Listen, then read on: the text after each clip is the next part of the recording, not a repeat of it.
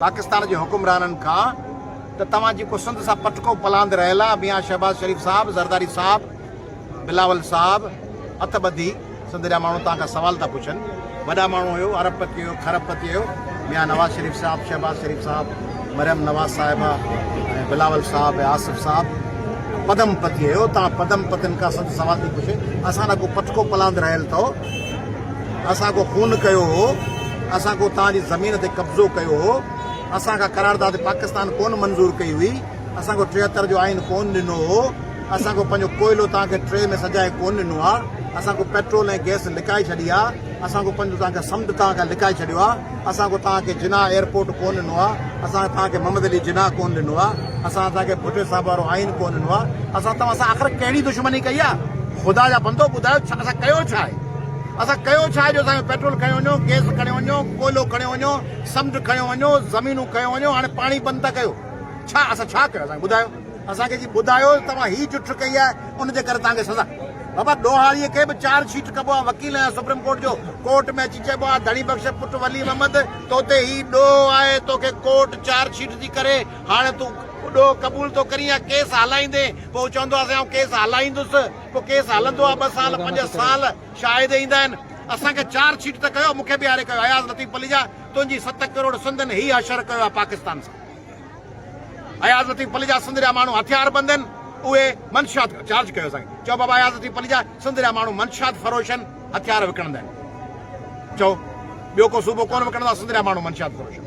चओ अयाज़ लतीफ़ पलीजा सिंध जा माण्हू ॿोरीअ में बंदि करे लाश ॾींदा आहिनि, ड्रिल मशीननि सां सुराख कंदा आहिनि।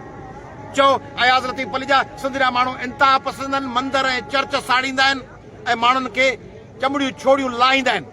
चओ त सिंध जा माण्हू इंटरनेशनल ट्रैफिकिंग में मुलविस आहिनि ऐं चओ त सिंध जा माण्हू तालिबान सां ऐं अलकायदा सां ॿियनि सां मिलियल आहिनि, बमबारियूं कंदा आहिनि, घरनि ते माण्हुनि खे ख़ुदकश बमबार आहिनि सिंध जा माण्हू, उहे माण्हुनि खे मारींदा आहिनि। पोइ तंहिंजे करे छा कयो असां?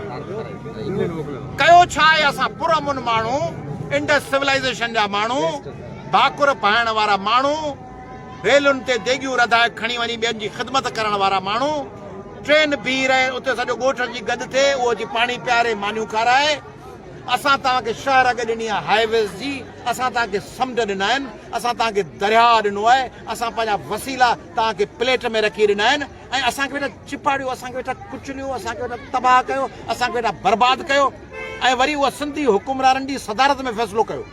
आसिफ ज़रदारी साहब पाण रओ, जेको सिंधी में चइबो आहे रओ कुॾाए, उनखे सॾे सभिनी खां हेॾा अच हेॾा अच, अॼु राति ऐवान सदर में अच, फ़ैसिलो था कयूं सिंध ते कैनाल था ठाहियूं ऐं पोइ वरी इरसा खे ख़त लिखनि त ख़ुदा जे वास्ते आदमशुमारी ॿीहर करायो, पोइ हुन में वरी सीटूं घटाइनि। इरसा खे यादि न, हुनखे यादि न हुजे सीसीआई खे ख़त लिखी, सीसीआई खे सॾे चवनि आदमशुमारी जेका 10 साल पोइ थियणी, चओ करायो, पोइ कराए पोइ असांजी सीटूं घटाइनि। पोइ वरी पाणीअ में इरसा में पंहिंजो माण्हू मोकिलीनि जेको मंज़ूरी ॾेई अचे, वापडा में वञी मंज़ूरी ॾेई अचे, पोइ मंज़ूरी ॾेई कैनाल ठाहिनि, पोइ वरी बयान पिया चवनि सिंध जो पाणी कोन वेंदो। असां तव्हांजी बेड़ी छा कयो अथऊं? ॿुधायो असांखे। ॾोह आहे त असांखे चार्जशीट कयो, बाक़ी सिंध सां दुश्मनी पिया कयो।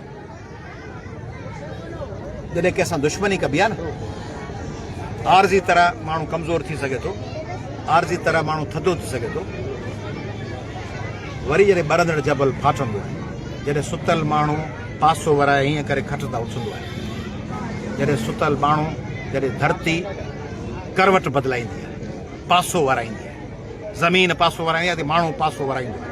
ॾाढो माठ आहे, थी सघे थो पुट माठ न हुजे, पुट माठ आहे, थी सघे थो पोटो माठ न हुजे, ऐं पोइ 7 करोड़ माण्हू ऐं कराची खां कंदकोट ऐं घोटकी ताईं 500-700-800 किलोमीटरनि जो पंधु ऐं 7 करोड़ माण्हू ॿिन्ही पासे, उन्हनि खे दीवार सां लॻाईंदो, पोइ जॾहिं उथिया ऐं पोइ जॾहिं विढ़िया ऐं पोइ जॾहिं मज़ामत कयूं ऐं पोइ अञा उन्हनि खे उमेदु आहे त मथां सुधरी वञे, सम्झ पियो पिया, मथां सुधरी वञे, मथां सुधरी वञे, मथां सुधरी वञे, मथां सुधरी वञे।